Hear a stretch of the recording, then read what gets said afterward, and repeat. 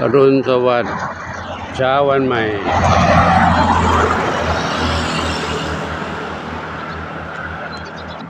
ขอทุกท่านจงมีชีวิตที่สุขสดใสปราศจากทุกโศกและโรคภัยคิดสิ่งใดขอได้ทั้งความมุ่งมั่นปรารถนาทุกประการ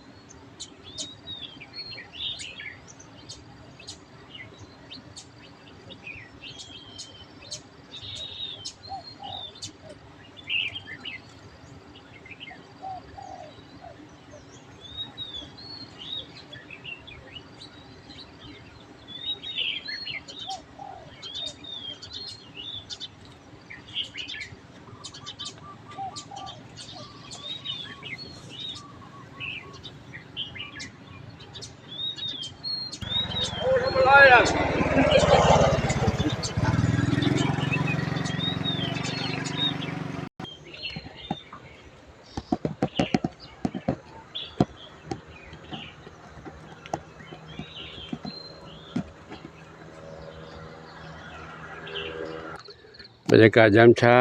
ก็เย็นสบายดีในช่วงนี้ฤดูหนาวเนาะจะสังเกตเห็นยอดผักจะมีน้ำค้างตกค้างอยู่บนยอดผักดูแล้วระยิบระยับงามตาอันนี้ภาคเหนือเรียกว่าผักชีลาวผักชีที่เขาใส่กับลาบกับซ่ากับแกงต่างๆนะจะมีรสชาติอร่อยกลิ่นก็หอมฉุนกว่าผักชีภาคกลางผักชีภาคกลางเรียกว่าทางเหนือเรียกผักป้อมอันนั้นเรียกผักป้อมแต่นี่เรียกว่าผักชี เรียกชื่อสลับกันนะนี่เป็นผักชีนี่ขาย2-3 ต้นนะ5 บาท 10 บาทนี่ราคาดีปลูกคนปลูกน้อยนี่มีร่องรอยเก็บไปแล้วก็มีนะ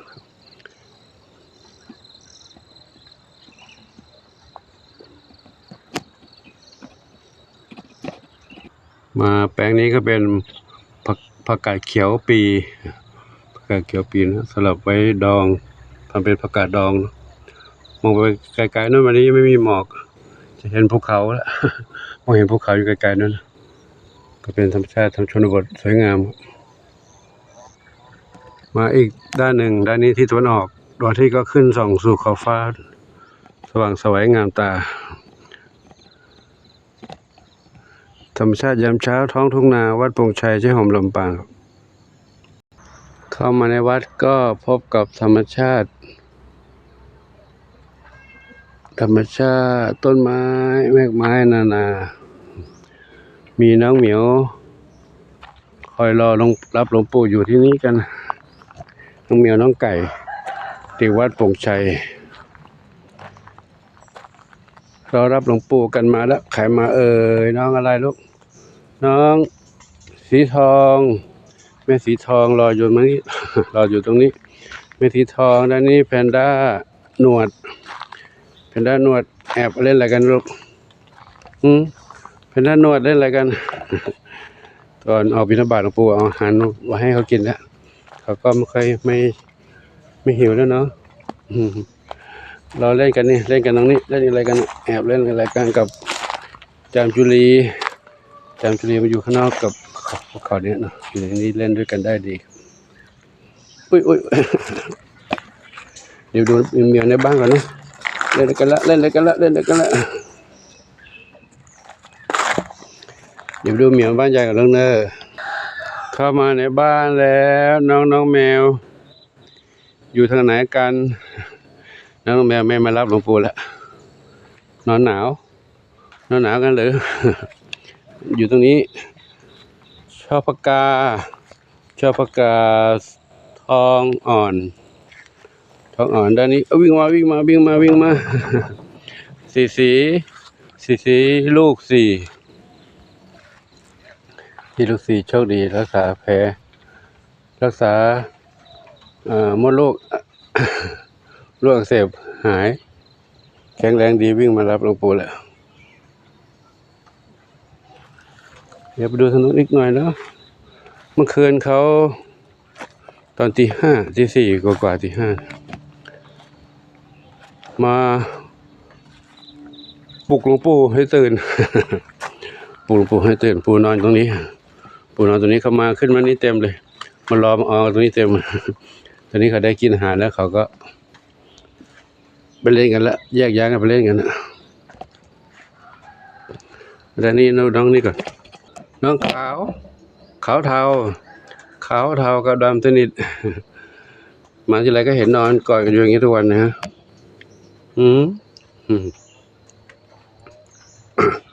นอนกอดกันทุกวันเลยแล้วอุ่นดีใช่ไหมลูกอุ่นดีเนาะด้านนี้เจอแม่นวดก็กินอาหารหลวงปู่ใส่อาหารไว้ก่อนออกบิณฑบาตแล้วแม่นวดกับลูกทั้งสี่แม่ดำนวดกับลูกทั้งสี่อยู่กันดีๆลูกนะ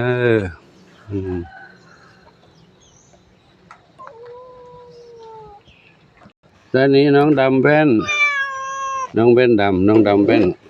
ข้างขาวเหรอน้องดำแว่นข้างขาวอยู่ตรงนี้ไหนดูหน้าแว่นหน่อยสิดูหน้าใส่แว่นหน่อย ใส่แว่นใส่หน้ากากนี่ก็มารักษากระเพาะปัสสาวะอักเสบนะอักเสบกินยาอยู่ดีขึ้นแล้วเนาะ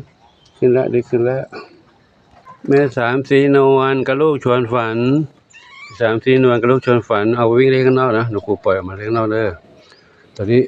พื้นเปียกน้ำค้างอยู่เลยออกเลยไหมออกเลยก็ได้เนาะออกมาเล่นด้วยกันนี่ใครบ้างนี่ใครเนี่ยหนึ่งเดียวกับน้องมีสุขไปไหนล่ะนี่น้องชวนฝันเล็กชวนฝันใหญ่น้องมีสุขอยู่นู่น มีสุขมานี่เร็วเล่นจุดตรงนั้นครับนี่ใครเนี่ยเท้าเล็กอยู่นี่นะเท้าเล็กตอนเช้าเขาจะปลุกแต่เช้าเลยหลวงปู่นอนตรงนี้ในมุ้งนั้นน้องเหมียวมารอเรียกปู่ปลุกขึ้นมาตื่น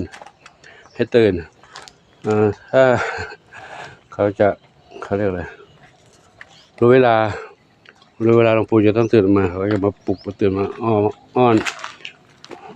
ถ้าออกจากมุ้งมาเขาก็วิ่งมานั่งด้วยนั่งตักนั่งคอเคลียร์เลยเขาก็มีสัญชาตญาณของเขานะว่าเขาถึงเวลานี้เขาต้องรู้เวลาเขาจะต้องรีบออกมาให้หลวงปู่ตื่นมาบิณฑบาตหาอาหารให้เขากินประมาณนี้นะ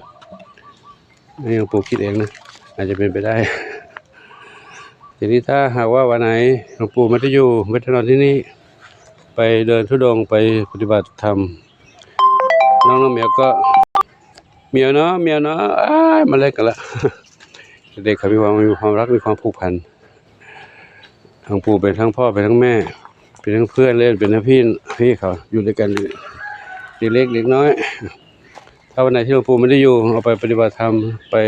จาริกไปเดินธุดงค์น้องเหมียวเขาก็ในความรู้สึกนะเขาก็คงจะถามหาอยู่เขารู้ว่าหลวงปู่ไปไหนทำไมไม่นอนตรงนี้ไม่ได้ยินเสียงนอนกรนครอบกลางคืนเลย ถ้านอนด้วยกันนี่เขาจะนอนกลนปู่นอนกลนเขาก็จะรู้ว่าปู่อยู่ตรงนี้ถึงเวลาเขาก็มาปลุกให้ตื่นครับ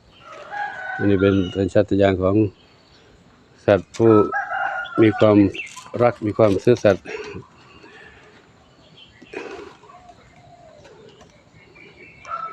แต่ก็ทุกอย่างก็เป็นเรื่องของธรรมชาติเลยเนาะธรรมชาติคนเราเหมือนกันมีความรักมีความผูกพันกันถ้าหากว่าวันไหนไม่เจอไม่เห็นก็คิดถึงก็เหงาไปธรรมดาน้องเหมียวก็ช่วยให้คลายเหงาได้นะคนที่ลูกหลานอยู่ไกลๆได้เลี้ยงน้องเหมียวได้อยู่กับน้องเหมียวก็มีความสุขน้องเหมียวก็เหมือนเด็กที่เหมือนลูกหลานเราเลยนะให้ความอบอุ่นให้ความรักให้ความบันเทิงกับผู้ที่ได้ดูได้เห็นได้เลี้ยงได้ดูได้เล่นด้วยได้นะครับสำหรับคลิปนี้ผมขอนำไว้ให้กับทุกท่านได้ดูชมไว้เพียงนี้ก่อนเนาะเดี๋ยวจะเตรียมอาหารให้เขากินแล้วก็จะเก็บกวาดใบไม้ตรงนี้แล้วก็จะเตรียมสัมภาระวันนี้ต้องเตรียมสัมภาระเพื่อจะเตรียมตัวออกเดินธุดงค์ออกเดินจาริกก็เตรียมซักผ้าซักผ่อนเตรียมของอะไรที่จะต้องเตรียมไปเนาะแล้วก็ขอโมทนาสาธุขอบุญกุศลทั้งหลายจงเป็นพระปัจจัยหนุนนำความสุขให้ทุกคนทุกท่านที่มีความรักความเมตตาต่อน้องเหมียวน้องไก่และสรรพสัตว์ทั้งหลายขอบุญกุศลทั้งหลายจงอวยพรให้ทุกท่านพบความสุขความเจริญมีความสุขกายสุขใจปรารถนาที่ใดขอได้ทุกความมุ่งมั่นปรารถนาทั่วกันทุกคนทุกท่านเถิด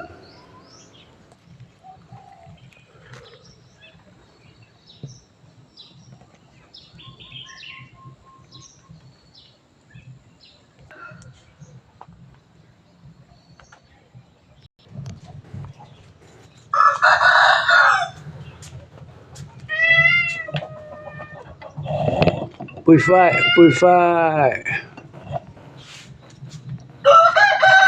ขายแล้วเงี้ยเงี้ยขายแล้วน้ำเพชรแล้วเงี้ยนะน้ำเพชรอยู่นี่นี่บุญชายอยู่นี่นะ